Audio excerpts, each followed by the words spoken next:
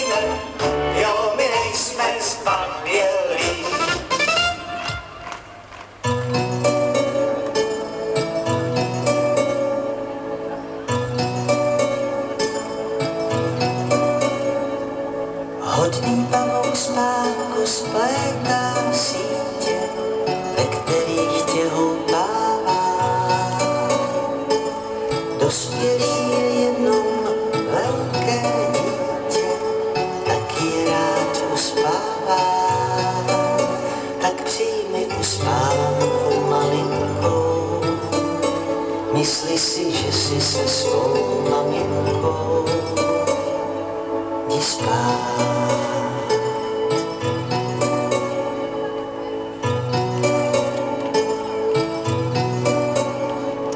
Vše, co bylo dneska, pouze krásné, ať se ve snech navrátí. A to zlé, ať jako svíčka zhasne, či se v dobré obrátí. Lehni si jako brouček do trávy, myslí si, že ti táta vypráví. Jdi spát, jdi spát.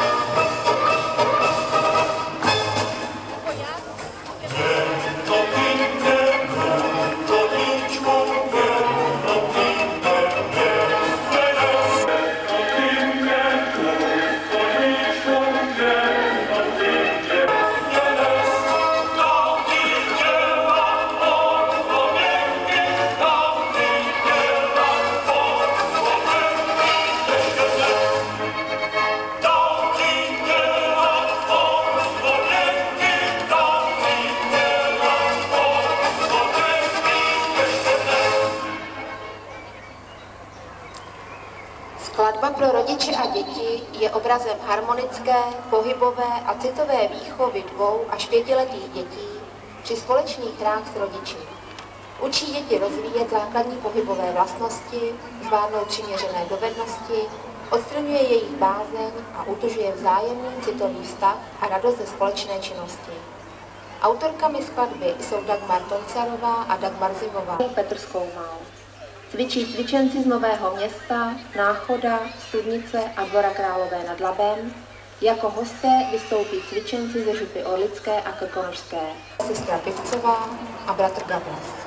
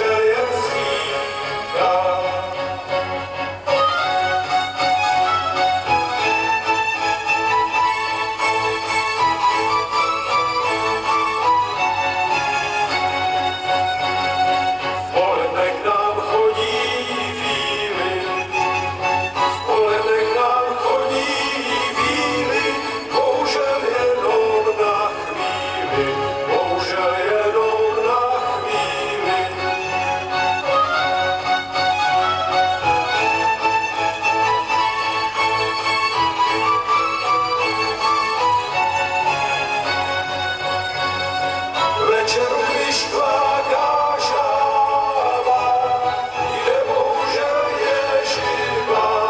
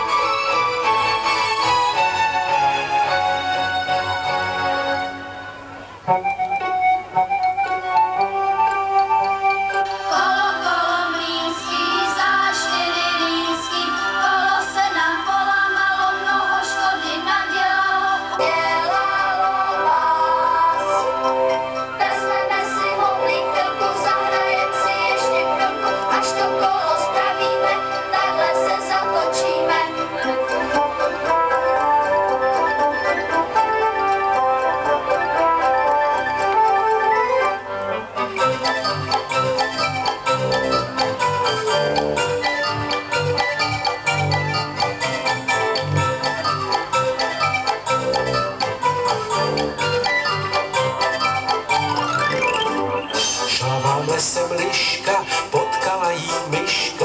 Kam byla šišliško? Divila se myška. Co tu hledáš, myško? Zeptala se liška. Já tu sbírám šišky. Povídala myška.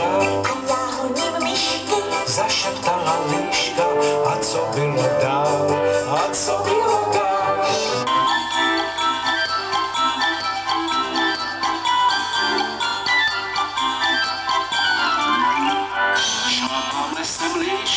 Potkala jí myška. Kam byla šišliško? Divila se myška. Co tu hledáš, myško? Zeptala se liška. Já tu sbírám šišky. Povídala myška. A já honím myšky. A liška, a co bylo dál? A co bylo dál? Ta naše myš si našla skrýš liška kolem staší. A myška jí kaší.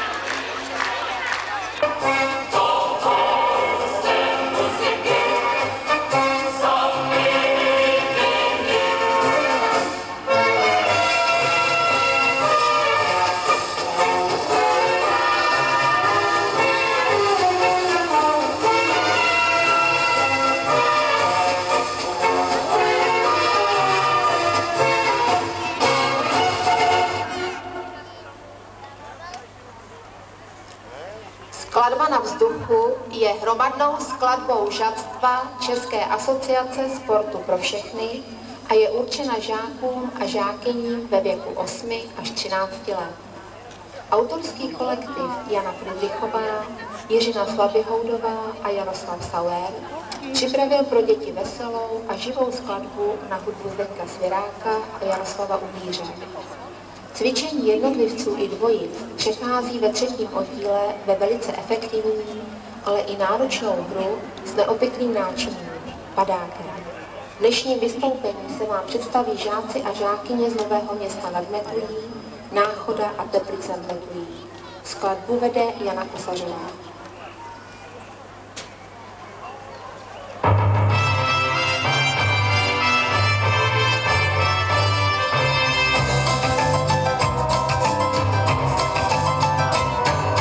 Když radosti není dosti, raduju se z maličkostí. Stavím si třeba kdyby lidi žili jako ryby.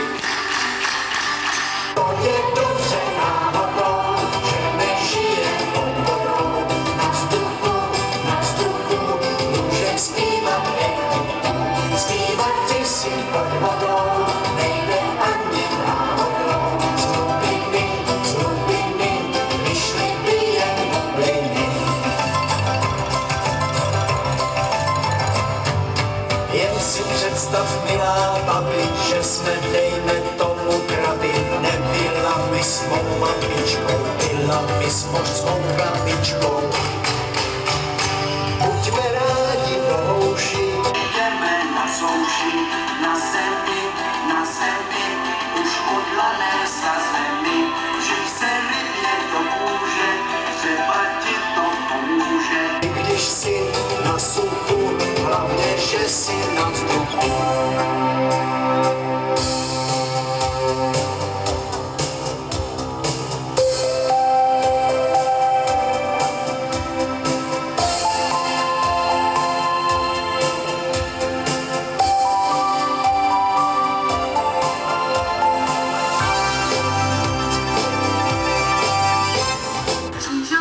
Křížovky, stajem doma, vy mě vždycky potěšíte, když jsem sama. Křížovky, dobře je nám spolu, když to nejde vodorovně, jde to zhora dolů. Když to nejde vodorovně, jde to zhora dolů. Posádku na 4, Apis, odstraňovač pradelic. Citoslovce skákací hop, pravoslavný duchovní pop. Běžné jméno pro Fedy Asta, a týdeník pro ženy. Otec Iždy Libušek rok. Má to 12 měsíců rok. křížovky, stajem doma, vy mě vždycky potěšíte, když jsem sama. Křížovky, dobře jenom spolu, když to nejde vodorovně, jde to zhora dolů. Když to nejde vodorovně, jde to zhora dolů.